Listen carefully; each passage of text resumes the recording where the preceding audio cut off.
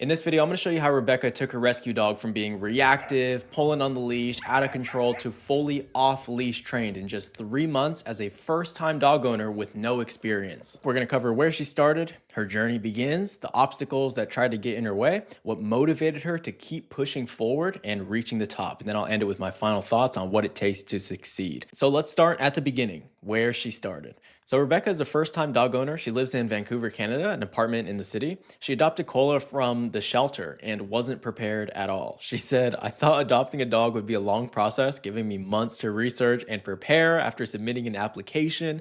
I was wrong. Just 3 days after my first email, we had a meet and greet, and that same day, Cola came home with us. We were so unprepared. We had to stop by a pet store and Costco to get food and a bed. And so she kind of just dove into the deep end. And immediately, problems started popping up. She said that the first few months were a whirlwind of challenges: potty training, puppy biting, jumping on people, chasing the cat, walking him, pulling on the leash. He knocked her over twice, sprained her finger, right? Like a whole lot of issues just started popping up right off the jump, which is very typical, especially if you have no experience and you sort of just bring this dog into the picture. It can get out of control very quickly.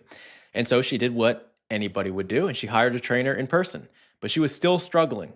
And she was staying up at night watching YouTube videos, trying to figure all this stuff out. And then she stumbled across our YouTube channel. She watched one of our loose leash walking videos, implemented it, got results, and then she joined Hamilton Dog Training on January 31st. This is actually their very first introduction post here. Highlight this piece right here. She said that she wants him to be well behaved around dogs and kids, wants a good recall so she can go on hikes, camping, and other stuff in nature. We'll come back to that towards the end. So she joins Hamilton Dog Training, and their journey officially begins. So when she first began the training journey, she was completely overwhelmed and just didn't know where to start, right? And this is totally normal whenever you're doing something new for the first time. And it's kind of like climbing a mountain. Climbing a mountain without a path is overwhelming. Like, you just look at the mountain and you just think, where do I even start? But climbing a mountain with a clear path is much easier. You just focus on taking the next step. And dog training is the exact same. I think a lot of people who get dogs for the first time or just getting into dog training, they sort of just stand at the base of the mountain looking at the top, and they're just paralyzed by how impossible that looks. But you don't fly to the top of the mountain. Like, you don't teleport there. Like, it's possible. It's once you find the path, it's just walking the path one step at a time. And as you're walking down that path, it might not look like you're making much progress, but that consistent progress compounded over time is how you get to the top. So it might seem, if you're watching this video and you're a new dog owner, it might seem really daunting or impossible, but it's all it is. It's just consistent actions in the right direction.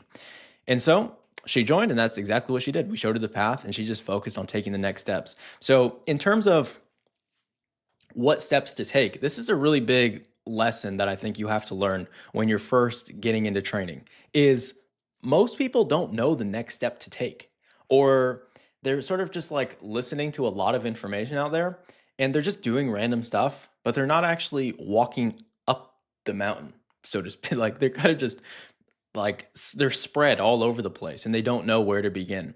So for us, when we're training, what we're looking for is we're looking to identify the highest leverage actions that we can take that produce asymmetric returns. So what this basically means is you want to do something that's pretty easy, like it requires very little effort to do, but the outcome is huge. So like very little input, but a whole lot of output. So for instance, for us, one of the first things we teach is the loose leash walking, and that's what Rebecca just started out with, right? She found the video on YouTube, but after she joined, she posted inside the community just to get some feedback, right? And because she was making a few mistakes, so we're able to come in and fix those mistakes. Like, for example, one of the mistakes she was making was not using enough pressure to actually punish the behavior, but more so kind of like nagging the dog, and then she has to continually remind him constantly not to pull, rather than like actually putting an end to it, right? And so she posted this, and we gave her some feedback, and she's able to improve it. And then once she's got that, then she moves on to the next step. So like, okay, now that we've got the loose leash walking, and like we're not being dragged onto the floor and spraining our fingers, like, that's good. Now let's move on to some structure inside the home, right? So the home is a disaster. Let's make some structure in there. So again, we're looking for the highest leverage activities we can do. So one of the very high leverage things we do is teaching the place command. And that's what Rebecca did. So she taught Kola the place command. You can see he's just resting on this elevated cot. She taught him to go there, and then he stays here even around distraction. This is like a challenge that we did inside the community, just holding the place command around some distractions. Here he tossed a ball, right? You can see he's like, all right, I'm gonna stay out here and not go after that. So just little things, right? Little things like this, just adding some structure inside the house is now going to temporarily eliminate all of those behavioral problems you might have in the house, right? And this buys you time now to sort of get your bearings on everything. And then later on in the training, you can start addressing little behavioral problems inside the house, right? And so, yeah. And then once you've got that down, then you move on to the next step. And you can see how, like, it's just when you're a new owner and you've got like a zillion things going wrong, you can't fix everything at the same time. And it might seem like impossible. Like, there's no way I'm going to get everything done on this list. But when you start attacking it and you identify what's the 1 to 2 highest leverage things I can do right now, today, what do I need to do right now? The highest leverage activities. Then you start really just chipping away at this. And you'd be surprised how quickly you can get out of that just like complete chaotic state, right? So, and then we move on to the next thing. So like now that the walks aren't terrible and the home isn't on fire anymore, now you can start teaching some basic stuff, right? So now it's like teaching the basic stuff, the sits, the downs, the recalls, the healing, like all of the basic behaviors, right? And Rebecca gets to improve her skills, her ability to teach behaviors, and she's learning how to use the leash, and she's learning how to use markers and timing and all of this stuff. And Cole is also learning these skills as well. So they're both learning at the same time. And so that's what she did. She started teaching the basic behaviors next. And you can kind of see an example of that here. So like in this example, she was teaching the heel entries, right? She was having some problems with the heel entries. She figured out how to motivate him. So she was using boiled chicken. She's found that worked really well for him specifically. And she was having some trouble luring him into the position, right? So she was able to post this inside the community, and you can kind of see like what they're working on here, just sort of luring him into the heel position here, just like inside their house, right? Inside the apartment. And she posted this video, asked for some feedback, and she was able to get feedback from us and other members inside the community. And so it's little things like this, just teaching the basics, chipping away at things, one step at a time, all right? You can't do everything at once. So that's the beginning of the journey. Now, obviously, going through that process was not smooth, right? The path to the top of the mountain is never a smooth one. And you should expect that going into it. So there were a couple of obstacles that got in her way, or that tried to get in her way. So the first big obstacle that she had to overcome was when she was introducing the e-collar to Cola. So just to show you what that looks like here, she made this post inside the community. And the e-collar is a tool that we use in the training to give our dogs that off-leash freedom in a safe way, right? And so we have to introduce it to them. And she was doing that. She was following, the videos, and we're showing her how to introduce it properly. But she was having this problem where even on very, very low levels, he was surprised by it and very stressed out by it, right? Very stressed by it, didn't know how to work through it. And he was offering some behaviors like just going into a down the moment he felt it, or even just trying to avoid, like he would come in between her legs, like this sort of thing, right? And so she made this post just looking for some help. And so we hopped in, gave her some feedback. All right. So I just gave her this, I kind of just went through her post and gave her some video feedback. But I was basically like, this happens, especially if you've got a really sensitive dog who's very sensitive to pressure, and you don't have any experience working a dog through that, right? So in Rebecca's case, she's doing all this stuff for the first time. She shouldn't know how to work through this stuff, right? The first tip I gave her was, whenever you're working with a sensitive dog and you're making pressure in the training and the dog is overly stressed by whatever you're doing, or they just aren't sure how to work through it effectively, the first thing is you need to not freak out. So this happens all the time. Like, especially if, again, if you're new and you're working with a sensitive dog or you're training a sensitive dog, and your dog maybe gets stressed by something or freaks out by something that you did. And then a lot of new owners will see that and then start freaking out themselves. And then they'll start getting worried and they start panicking. And then the dog starts panicking and everybody's panicking, right? And so it's very important that you remain calm in those moments and you look at it objectively. So you sort of objectively look at what's happening and give yourself feedback. Okay, why is this happening? How come when I do this, he did this? Well, what could I do differently here? So you're looking at it very analytically, and rather than getting swept up into the emotions. Because when you're looking at it objectively like that, then you're in a much better space to then create a plan to help your dog through that in a more productive way, right? As opposed to just everybody being derailed. And so I was basically like, okay, here's what to do. Go into an environment that's favorable. So like go to, some nice grass field or something, like go smell the bushes, go run around with him a little bit, like play a little bit, right? Do whatever, like make sure he's in a good emotion, like coming into the session, right? And then you can have him on a long line or whatever. And then when he's away from you, again, we're introducing the e-collar here. So how we introduce it is we come in on very low levels at first. So the dog's working level is what it's called. Coming on very low levels, barely perceptible. The dog barely feels it. They're away from you. They feel it. You come in, you make the pressure. They feel it. They're like, what is that? I think I feel something. And then you tell them to come. All right. So you call their name and recall them. And then once they turn and come to you, you release the pressure. And then you mark and then you praise them all the way to you. Nice job, man. Nice job. And then they get to you, they get the big reward, whatever. Then you release them and keep moving, right? And that's it. And what I said was, if he ever feels it, let's say, and then like goes into a down or like, whatever, don't release the pressure. Make him come to you all the way.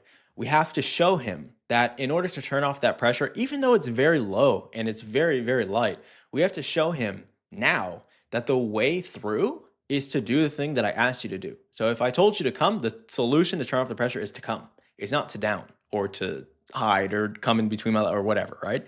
The solution is to do the thing I said. And so that's working the dog through the stress. And once the dog starts learning how to work through it, so once it's like, oh, got it. When I feel that, if I turn and come, then it goes away, which is good. And I get the reward once I get there. That's also good. And so you see like how the dog is starting to learn how to work themselves through it.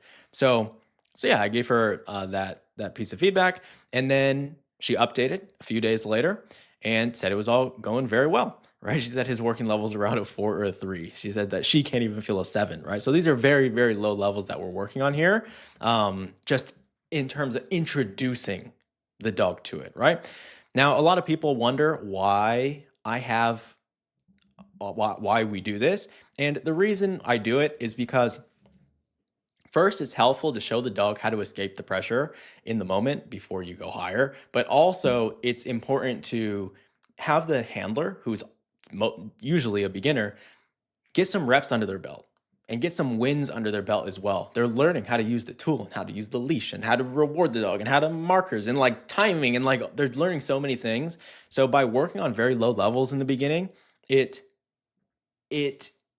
gives you a buffer, and it gives you a buffer for all the mistakes that you will make as a beginner. So that's why we do it. And it doesn't stay like this forever. This is just 1 week in the training process. So that's the first obstacle, was introducing the e-collar. And the second obstacle that she ran into, this is a bit of a bigger one, but was his reactivity towards other dogs. So here I just have a post pulled up. She made this post. So Cola's reactivity towards other dogs is really rooted in arousal, also some insecurity in there as well. And that combination of emotions, that combination of that arousal and a little bit of fear is a very potent combination. And like it can be pretty intense, like when you've got dogs with that combination, right? And so she was working through it and working through the reactivity course and all of that. And she was able to eliminate, like the lunging and like the barking and like all of that stuff already. It was just, and obviously the loose leash walking eliminates the pulling towards them. But the thing she was struggling with now is that, and the thing you have to understand about if you have a reactive dog, so if you have a reactive dog watching this, is the behavioral response of the dog is separate from the emotional response of the dog. So when your dog sees another dog in the environment, they feel something, and that feeling, those emotions motivate them to do something, right? So most dogs will be barking and lunging, whatever, right? Now, once you eliminate the behavior and your dog is no longer barking and lunging, you're still left with the emotion. So now you have to work through that, right? And so that's what Rebecca was doing here at this session. She was just doing some desensitization, is what it's called. It's the process of decreasing the dog's emotional response towards the thing through exposure. And so she was just training outside the dog park, and she ran into a problem. So her problem was Cola was very vocal in the obedience. So like excessively whining, like very intense, like vocalization. So I'll give you an example of what she was working with here. So they're just outside of a dog park. So this is a dog park on this side, and there's some dogs running around and barking and that type of stuff. And she's doing some heeling. So the dog is in the heel position, which means he has to walk right next to her. Like their shoulders have to be in line, basically. So that's what she's doing here. So he's in obedience. And watch the vocalization. You can hear it.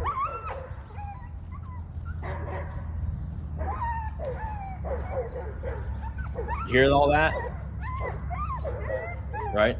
A lot of vocalizations in there, right?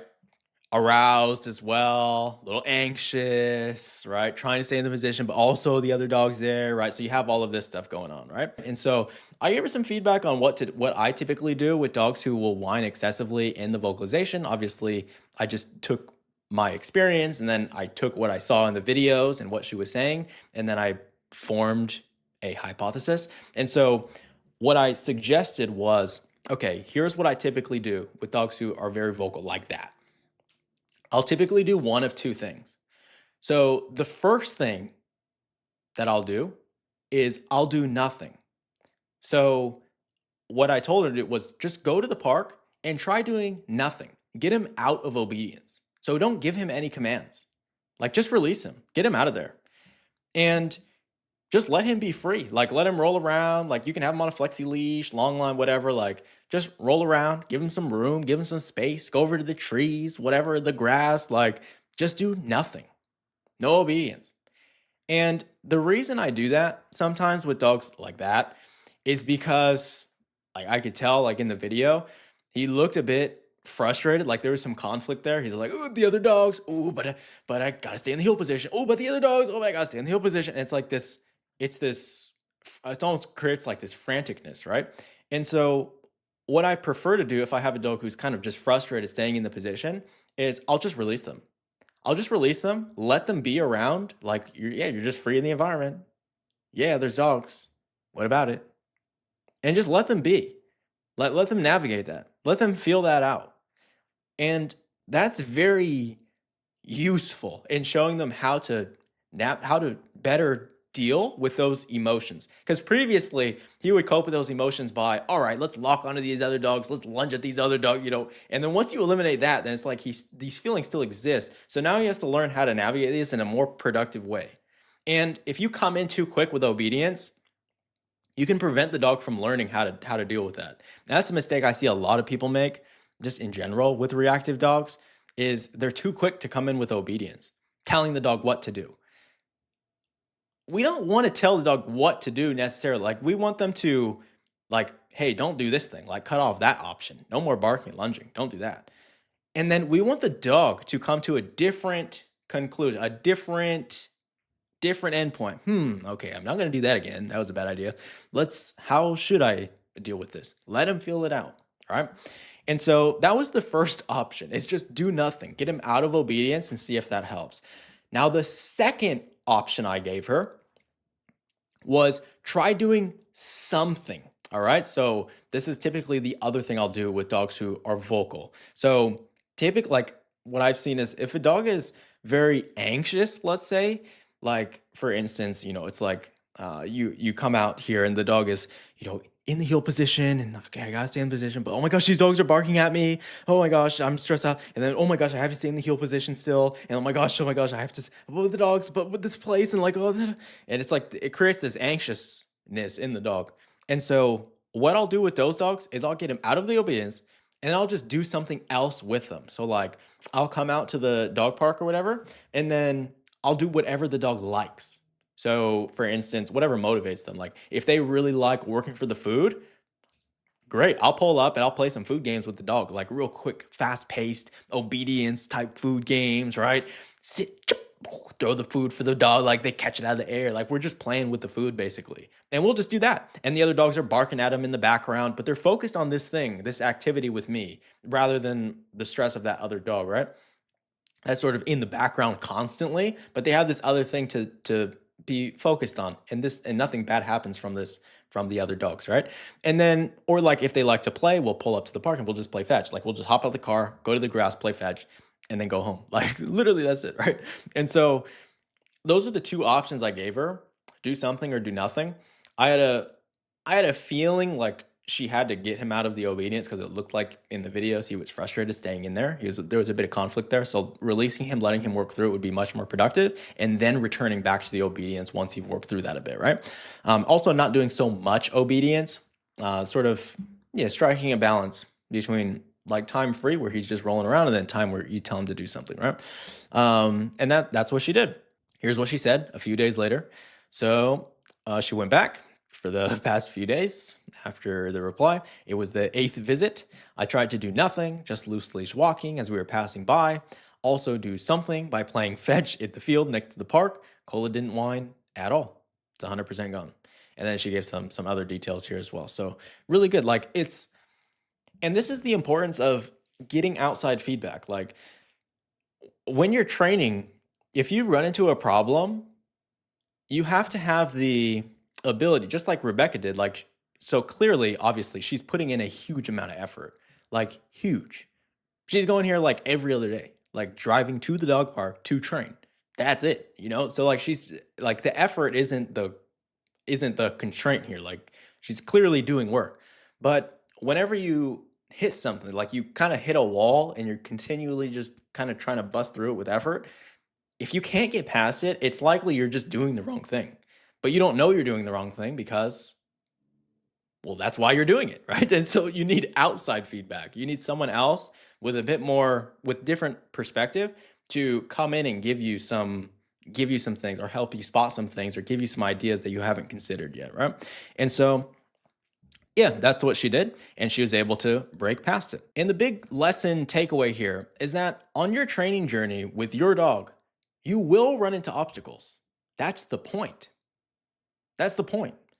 And facing these obstacles and overcoming them is how you grow. It's a part of the journey. It's not like this bad thing that is like, not ideal. Like it's not like that. This is actually an essential part of the journey. It's how you level up, right? I kind of think about it like a video game. So I think about like a video game, like you reach your character, you reach a certain level in the game and your character isn't leveled up enough to beat this level. And so you keep trying, different things, and you're gaining experience, and your character is leveling up. And then you level up to the point where you can break past this level, and then you're on to the next level, right? But that is the point. Like that is how you grow. And so it's just a bit of a different way to see those obstacles that you might run into along your journey. Now, what motivated her to keep pushing forward? Because most dog owners quit at the slightest indication of the smallest of obstacles, right? They're walking down the path and they see the tiniest pebble of an obstacle and it's, can't do it. There's no way I can do it, right? And they come up with every excuse why they can't do it. So what motivated her to keep pushing forward? Why is she overcoming these? Why does she keep moving forward? Well, I asked her that, and here's what she said. So she said, when things got tough, I leaned on a few key resources. So first thing is the classroom. So inside the classroom, there's video lessons and stuff that she follows. But she said that I watched each one at least 3 times. Once to prep for the week, once during to fine-tune my approach, and again if I felt lost. And each time I'd pick up on something new. maybe the explanation, the handling technique, or how the dog reacted. It helped me figure out what I was missing with Cola and adjust my approach. This is very important, and I want to highlight this. So if you have a dog and you're trying to train them and you're watching videos from trainers, and that's how you're learning, when you watch a video and then you go and do the thing, when you come back to that video, you are going to see that video completely differently than you did the first time. The reason is because now you have experience to draw from, you have context. When you watch that, you're going to see a whole bunch of things that you didn't even notice the first time, but now you do notice because, again, you have context to place this information, to attach this information to. And so I highly encourage you, like if you're primarily training online, like through video, rewatch video lessons. Like don't just watch it once, like come back, study it, rewatch it. Even better, like record yourself and then compare it to what you just saw. That is you have to do that if you're training primarily online. The next thing she said is the community posts were a lifesaver too. Reading about other people's struggles and solutions gave me new ideas, like small tweaks for using the e-collar or managing distractions. More than that, seeing others go through the same challenges made me feel less alone. It was reassuring to know I hadn't messed things up, which gave me the push to keep trying. And that is a really good point. And it's very important too. Like training your dog is hard. Like especially if you're doing this for the first time, you're constantly like doubting yourself. You're like, oh my gosh, I messed this thing up. Like, is this the end? You know, like, and it can feel very isolating. But when you have a community of people, and what she's referring to is just inside of our program, we have a community of over 700 people. And so everybody's doing the same thing. Like everybody's got the same goals, going for the same thing. Like a lot of people run into the same problems also too. And so you can relate, like you can learn together. You're going through together. And honestly, whenever you're doing anything hard in life, it's a lot easier to like keep going when other people around you are doing the same thing. So like you're a part of a group that gets it, right? Because like people around you, like if you're training a dog, if you probably can relate to, like if you look around you, like everybody you know, they're all looking at you like, what are you doing? Like your dog is good. Like, what are you doing? Like, why are you driving to the dog park every day to train? You know, like everybody's like, it's just weird. Like people don't get it. People don't get it. Most people don't train their dogs. Like it's abnormal. It's weird. It's different. It's kind of isolating, right? But when you're a part of a group who gets it, it's a lot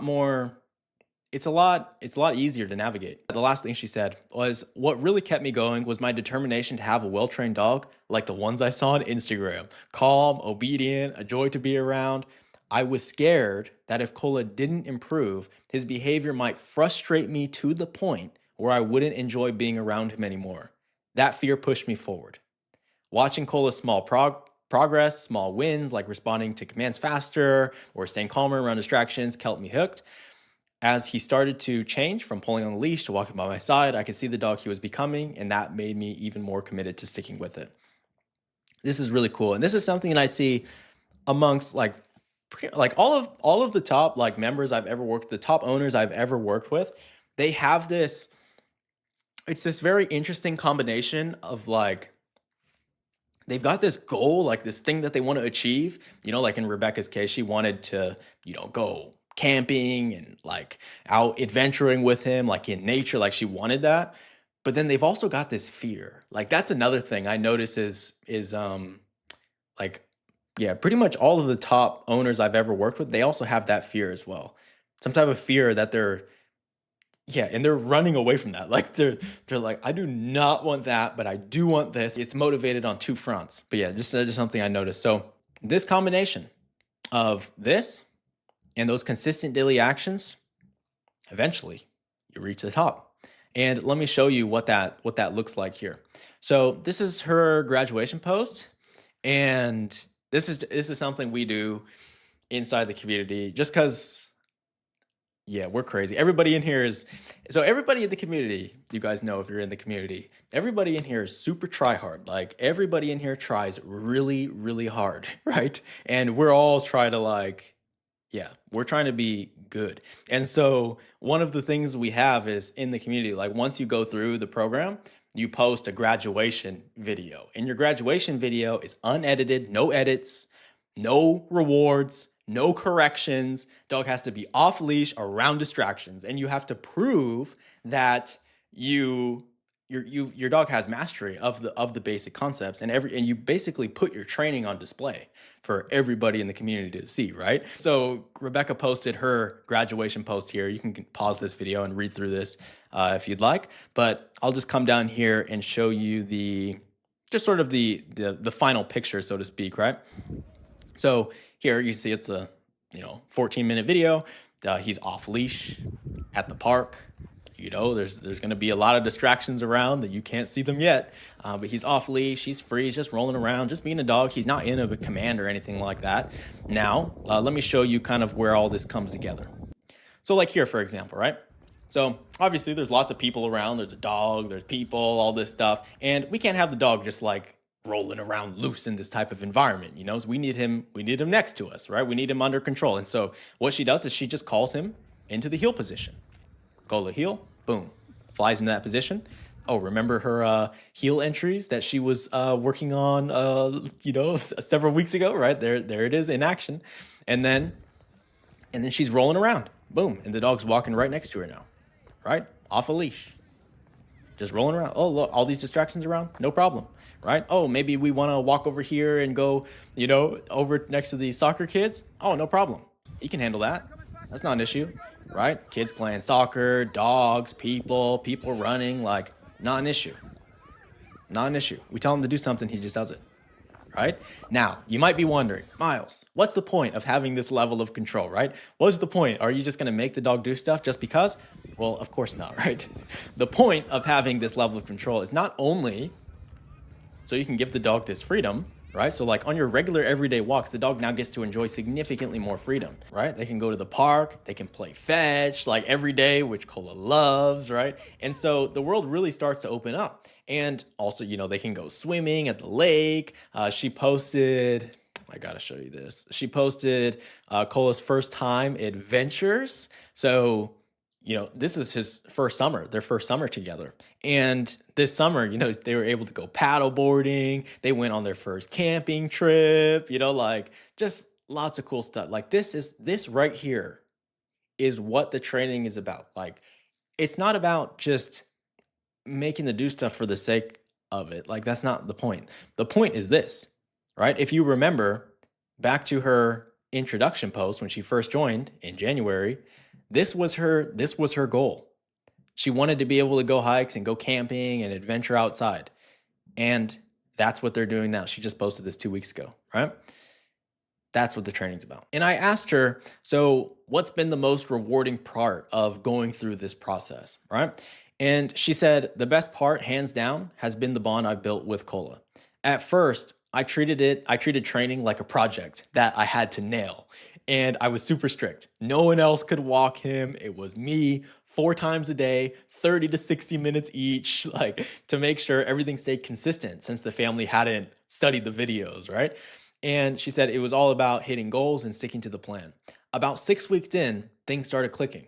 Cola was responding better, staying calm in tough situations. But the real moment was realizing he's only listened to me. If someone else gave him a command, he'd look to me. What do you say? That's when it hit me. This wasn't just about training skills. It was about our life together. Every walk, every moment we worked through built this incredible trust between us. Now when neighbors stop to compliment how well behaved Cola is, how he walks nicely or stays cool under pressure, I'm so proud. Not just of him, but of us as a team. That connection we forged is worth every challenge we faced. And that's such a beautiful way to put it. When you go through the training process with your dog and you acquire those skills, the other side of that is it's difficult to describe. It's hard to put into words the amount, the mutual trust, the mutual understanding that you guys reach. So here are my final thoughts on what it takes to succeed and why I think Rebecca was able to achieve this level of success in just 3 months as a first-time dog owner. Don't forget that. Their first time doing this, all right? So there are a few things that I think really contributed to this, and I think that make her unique. So number one is extreme dedication to her dog. Everybody says they love their dog, but very few people are actually willing to invest in their relationship with the dog. When you dig like a little deeper, you find that most people just like petting their dog. Like they just like petting their dog and looking at them. Like that's pretty much it. It's pretty shallow, to be completely honest. There are very few people who take it upon themselves to improve their skills, improve their understanding, and invest in their relationship with their dog. It's very few.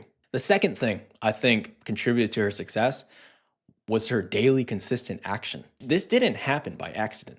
Like she was working incredibly hard, like 4 times a day, 30, 60 minutes each time. Like she was grinding, like seriously. And I think this is like, this is one of those things, you know, like everybody wants a trained dog, but no one wants to train their dog. You know, it's like that saying, everybody wants to be rich, but no one wants to get rich. You know, it's kind of like that. Everybody wants the outcome without going through the process. And it takes a very dedicated person to commit themselves to going through that process, right? And I think the last thing that really contributed to her success was her commitment to learning, right? So just like right from the beginning, like right when she got him, she's like, all right, don't know what's going on here. Need to work with a trainer to learn. I've got to watch, okay, that's not working. I got to watch all these YouTube videos to learn. Okay, that didn't work. Okay, I'm going to invest in this other program to learn. Like, and it's just constantly learning. Okay, I'm going to review these video lessons 3 times each. Like, got to learn, right? And so this openness, this commitment to learning also too, is her willingness to ask for and accept feedback. That's a big one, right? So throughout the process, like especially when she was running into those obstacles, she never shied away from asking for help, right? I think a lot of people sometimes, you know, their pride gets wrapped up into it, their ego gets wrapped into it, whatever. And not her, right? She was always willing to ask for help. If I gave her feedback, she implements it. Truly just a student. And I want to be very clear here. When you look at this, at her just transformation, I did not do this. I was not the one holding the leash and setting up training sessions or overcoming these obstacles. Like I didn't do anything. Rebecca did this. All I did was show her the path. She was the one who walked it. And for most dog owners, you can show them the path and they'll come up with every excuse in the book not to walk it. Oh, I'm too busy right now. Oh, time. Oh, his breed is special. Oh, his age. Oh, the excuses popping up. But not Rebecca. She's different. She's 1 in 100. And I call owners like her try-hard dog owners because they literally try 100 times harder than everyone else. And that's why they win. And if you're watching this video and you're inside the community, shout out to you. Everybody in the community, try hard dog owners. And I think something special happens when everybody around you is about it and you see people just out here crushing it. Like it's very inspiring and it motivates you to keep pushing, right? And get you thinking bigger and pushing forward. So tryhards. But yeah, so anyways, I hope this video was helpful. Especially if you're a first-time dog owner navigating all this stuff, it's possible. It's doable. It's very doable. It's not easy, but it is simple. So yeah, hopefully this inspires you or motivates you to keep pushing forward and keep training. See you in the next video.